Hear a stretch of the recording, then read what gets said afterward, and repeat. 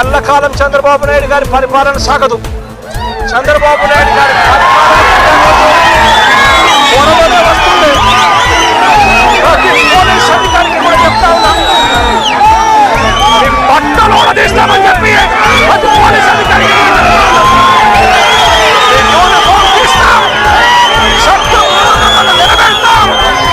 దోషులుగా మిమ్మల్ని నిలబెట్టి మీ యూనిఫామ్ తీయించి మీకు ఉద్యోగాలు లేకుండా చేస్తామని కూడా ఈ సందర్భంగా ఇప్పటికైనా చెప్తా ఉన్నా, ప్రతి పోలీస్ అధికారిలో కూడా మార్పు తెచ్చుకోండి. ఎల్లకాలం ఇదే పరిపాలన సాగదు.